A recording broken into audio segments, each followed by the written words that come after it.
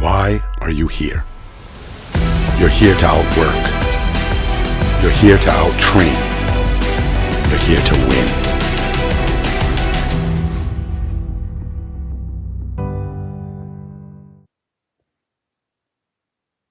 Here with Ronnie Perry after a fantastic run at NCAAs this weekend. It's only been a couple of days. Have you had time to think about it? Has it hit you what you did? Because it's a historic run, and coming from the 15 seed through some real studs. What's your thoughts right now? Yeah, I mean, I haven't really got a good night's sleep since, honestly, because my mind's kind of been all over the place. But I don't know. It's a feeling like no other for sure, and it's wild to me still. So I think about it, sometimes it sets in for a little bit, and then sometimes I still think about it, and I still can't believe that I was in the national finals, and beating all those guys right in a row like that was pretty amazing. The last time we talked, right after last year's EWL championships, you had a pretty good year. You had a couple bumps at the scuffle. Tell me, did anything change for you as a wrestler from nationals last year to this year? Yeah, I mean, I really enjoyed going up in weight. I mean, I think that really made the whole season a lot more enjoyable. I wasn't really focused on cutting weight a whole lot. I was really focused on the sport itself and just improving as a wrestler. And then, yeah, obviously I took some lumps at the scuffle, which didn't necessarily draw that up in this year, you know what I mean? Yeah. But I think that helped a lot going in the national tournament because I kind of figured out why that happened, and I was able to work on that, and obviously it paid off coming into nationals this year. Going back to something you touched on, going up in weight class, what's your relationship like with cutting weight, and what was it last year? And can you be specific about this year? I mean, what's your walk around weight?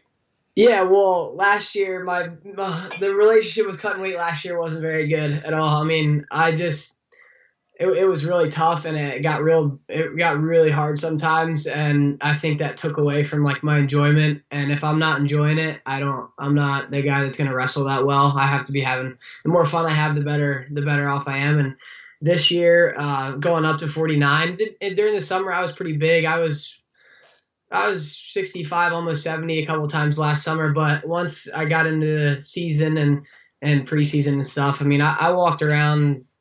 I would come into practice at 56 most of the time, and that was getting up in the morning, eating, day 30 practice, weighing around like 56 or 57. So, and then we had this string of dual meets where we had three in one weekend. Yep. We had like the Thursday, Saturday, Sunday one, and I mean, at that point I was walking around like 52 because we were making weight so often. So, right. But so I think I got done the finals at NCAAs and went back to the hotel and I checked my weight just to see what I weighed, and I was like 51 and a half or whatever after the finals. So I was literally only a half a pound over what we weighed in that day. Gotcha. Now, How does that affect your mentality? Like sometimes when kids. And not that you're a kid, but when wrestlers aren't cutting weight, they lose kind of a mental edge. Like maybe they're not focused, and sometimes they're cutting too much weight. It's all they're thinking about. Can you describe what the process was for you to decide to go up? I mean, it sounds like you were suffering, maybe a little more than you wanted to. But historically, where have you been? Yeah, I mean, like I said last year, it was just getting to the point where I wasn't going into practice to go have fun and learn. I was going to practice to make weight the whole time. Okay. And that really took its toll, I think, last year. And I didn't have a bad year by any means. But I wasn't wrestling to where I wanted to be. So when we made the choice during the summer, I got pretty big, and that's when we kind of talked about it and made the decision that we were going to go up. And but it's funny you say that about kids not cutting weight and stuff, because I was talking to Coach Moore a couple of times during the year. I almost didn't even feel like it was wrestling season, partly because I'm not going home worried, like weighing out my food, right. Watching what I'm. So like it was kind of fun in that way because I was going into practice with a really good attitude. I was literally, you can ask anyone on the team, I'm the hyperest kid at practice. You know what I mean? So, but it's funny you say that because it definitely was a change as far as. You don't necessarily realize you're in the grind of the season at times because you're not you're not as focused on what exactly what you're eating and exactly what you're drinking all the time. So, but I think that was a plus for me. I think it really helped me out a lot during the year. So I hope more young kids hear what you're saying. I think it's true. So from the scuffle, you went on a pretty good tear, undefeated, really unchallenged through the EWLs. You won them last year. I mean, what are you thinking about going into nationals between your conference championship and the national tournament? Yeah, I mean that run, it was good. It felt good, and I was getting kind of more and more confident each match. It was almost to the point where I was focusing on. I didn't want to get scored on. As far as if I'm letting you off, I didn't really count it, but I didn't want to get taken down. I was really getting to that point where I want to get. I didn't. For me, for a confidence thing, I didn't think anybody should be even getting close to that. Yeah. So still there? Yeah, I'm here. Can you hear me? Yeah. So I mean, the mindset going into it, I mean, we talked about it all year, me and the coaches, and it was get to nationals and become an All-American for sure. And I had confidence going in. I knew that the national tournament was going to be more of a mental thing than a physical thing for me anyway. So it was just kind of really focusing on having the mental edge going into the tournament for sure, staying relaxed. Brackets come out. Do you look at where you're at? Do you play the bracket out in your brain? I didn't necessarily play it out. No, I was excited to be seeded going in because the past 2 years I wasn't, and I got stuck with the number 2 seed right away, out of the gate. So I was always a little bit frustrated about that. So I was glad to be seeded. But and the 2 seed was your second match. And the 2 seed happened to be the second, yeah. But that gave me a little bit of confidence too there, and it was funny because the kid from Lehigh, Cortland, Skylar, we kind of wrestled near each other in high school, so we were both from the LL District 3, so that was kind of a fun matchup there. But I tried to look at my first match, and that's what I had to worry about, and then after we get through that one, we worry about the next match. It really was like a match at a time kind of thing for me. I didn't necessarily see a path through the bracket or anything like that. It was really just focusing on what's right in front of me first. Second match, so you beat Skylar. Second match is the kid that everybody thinks, poor kid, he's behind Rutherford his whole life, in college at least, and everybody thinks he's an incredible wrestler. How do you approach that? Are you just thinking, you're going to be you? I mean, what's the mental approach going into against the 2 seed who's got a reputation? Yeah, I mean, that first match gave me a good bit of confidence because I wrestled well. I knew he wasn't the toughest kid at the weight, but he is a very good kid. He beat Sertzis earlier in the year. Yeah. So we beat him, and I kind of gave me some confidence that I'm feeling good, and I feel like I'm wrestling good. And then with the coaches, we thought that he was a very beatable guy. I mean, I know he's a solid, consistent wrestler, but we saw some stuff that we thought just made him very beatable as far as we know what he's going to go to every time. He goes to the same stuff every time, which he's obviously phenomenal at because he's made a pretty impressive career out of it. Yeah. But it was just sticking to my game plan. We thought that if I stuck to the way I wrestled and kind of got him to wrestle the way I do, that we would be able to pull it off. So now people have a hell of a time getting attacks off on him. Did you watch someone who was successful? I guess the only person who's taken him down this year is Rutherford. Yeah. It was hard. I mean, he's a good hand fighter, and he knows what he wants to get to in his ties. So it is, and he's strong, man. But it was hard to get to his legs. I really only got to his legs twice. He kind of went out of bounds, and the second time was the takedown in the last period. Yeah. His legs. Did you ever have any doubt? No, I can't say I did. Yeah. Not during the match by any means. No, I felt comfortable the whole match.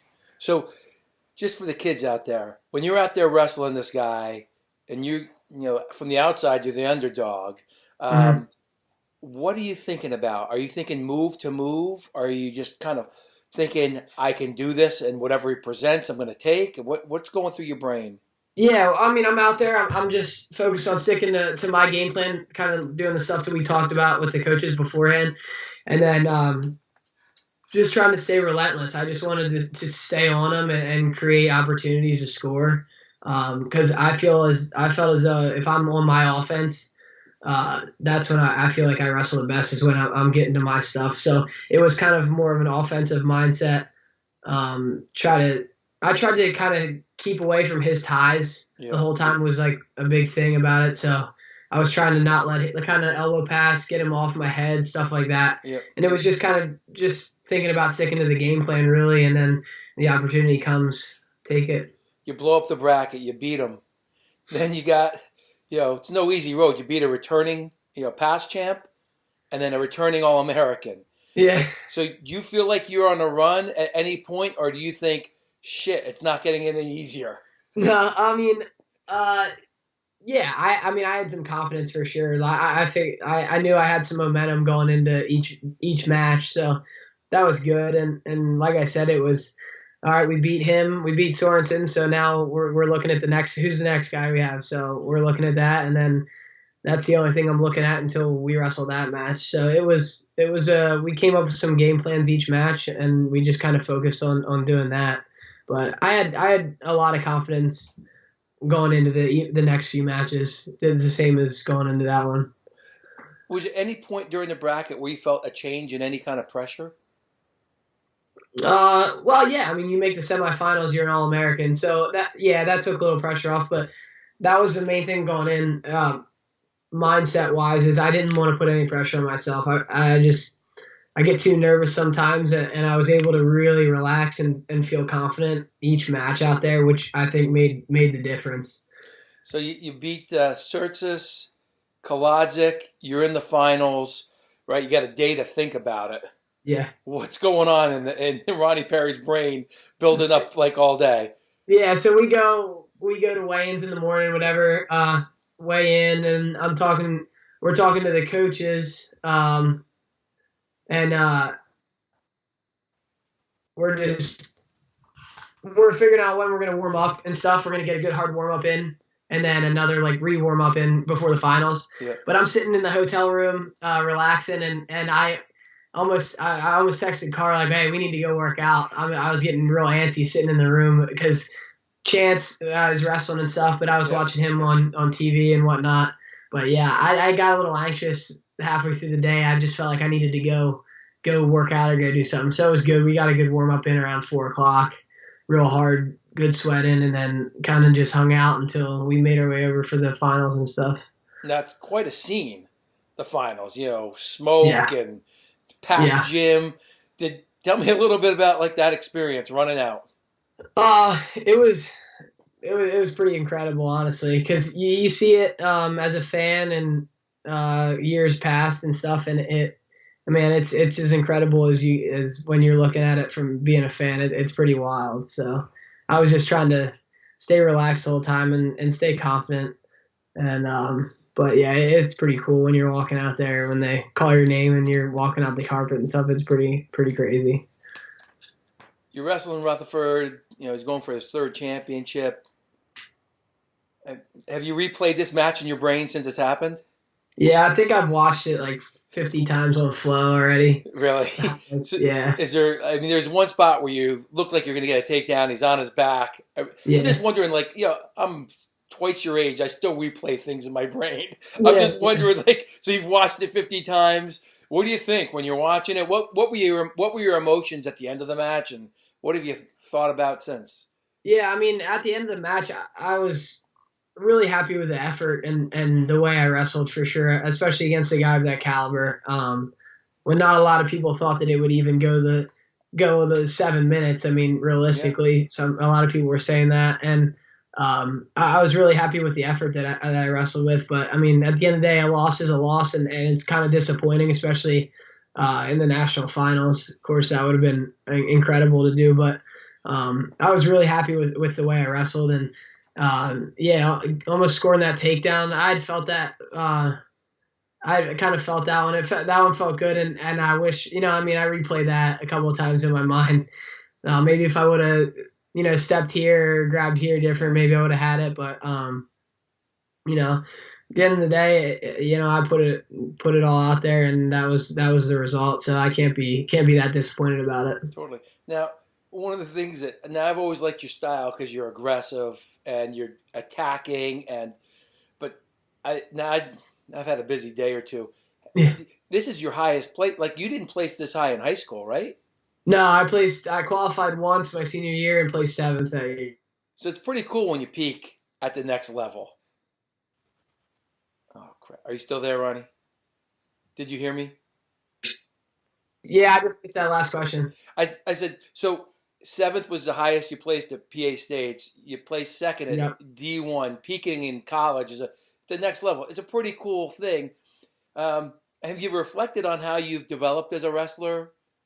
Yeah, for sure. My whole college career is better than my high school career ever was, for sure. So that's something that I've been proud of the past 3 years in college is the fact that I've been able to develop so much as a wrestler in college, and the coaches are to thank for that, for sure. They really put a lot of time into me and helping me, and I really am proud of the fact that I wasn't a top tier guy coming out of high school, and I was able to accomplish the things I did in college. So, what do you attribute that to? Is it a mental thing? Is it a physical development thing? Confidence?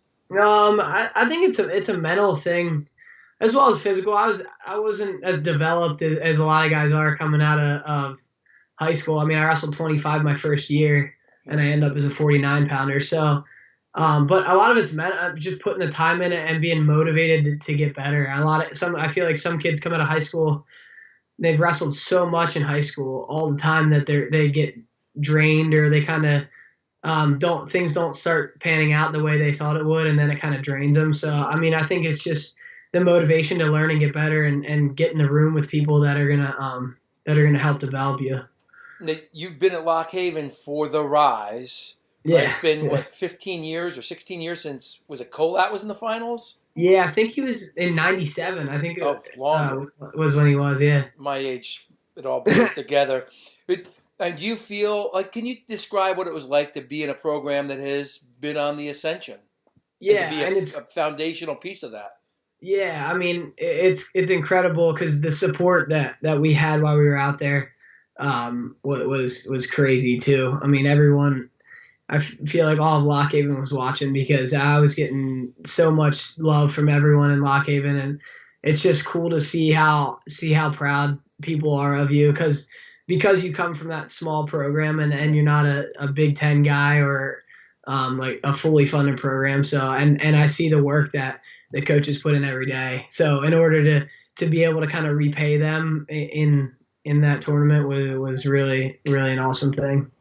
Can you tell me your most memorable moment I'm guessing it's going to be the national tournament, but your most, what stands out to you, at your time at Lock Haven besides this incredible run? Just the connection with the coach. Coach Carr, Coach Weichel, and even this year, Coach Wolf. Can you just say that one more time? Yeah, honestly, the connection with the coaches was probably one of my favorite things about being in Lock Haven. I had such a great relationship with Coach Moore, Carr, Wolf, Weichel.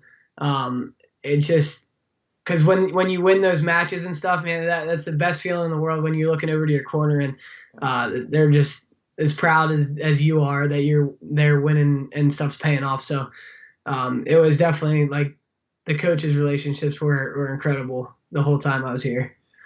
I know, right? 3 of those coaches are closer in weight than one of them. You don't go all the way up to wrestle with Wolf, do you? No, I mess around with him sometimes. Do you? Not okay. Really. What's the future hold for you? I definitely want to get into coaching, and I'd like to stay here at Lock Haven for sure. Okay.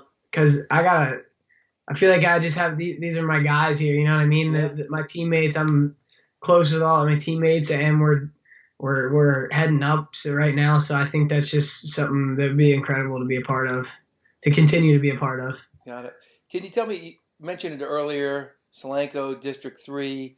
Tell me a little bit about. Pennsylvania high school wrestling is ridiculous. Was there 53 qualifiers this year? Oh, something like that, yeah. And every year we lead the country in the most amount per state, even though it's maybe fifth to be seventh of actual wrestling participants. How did Mhm. wrestling in District 3, Pennsylvania High School wrestling prepare you for D1? Yeah, I mean, I think it prepared me on the mat more than anything.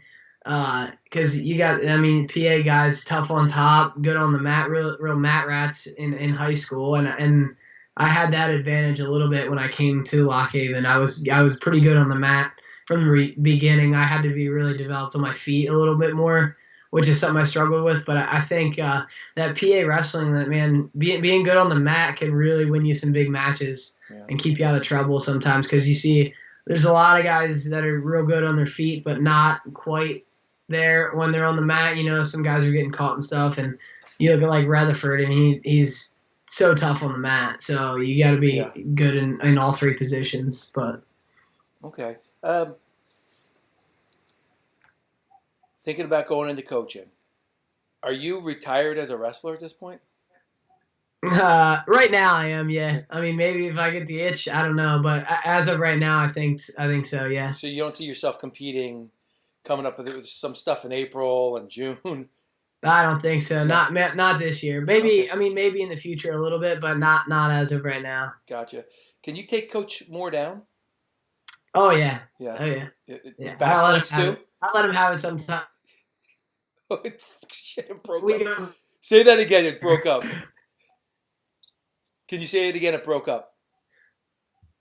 Yeah, no, I can take him down, but we go back and forth, man. We've definitely had our battles, me and Coach Moore in the room. So what I hear is that you're pitting him all the time? No, I'm messing with you. I'm messing with you. All right, going out, peaking at the second level, D1 level. Looking back, is there any advice you'd give yourself right now as a high school kid or a middle school kid or even a freshman in college?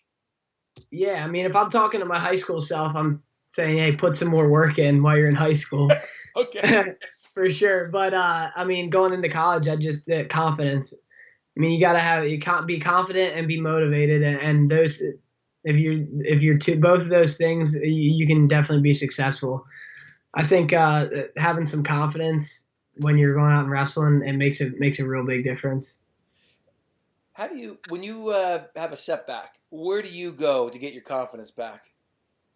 I mean, I think the practice room, working out. I get my confidence from knowing that I'm trying to work on things consistently every day, and I'm going hard at practice.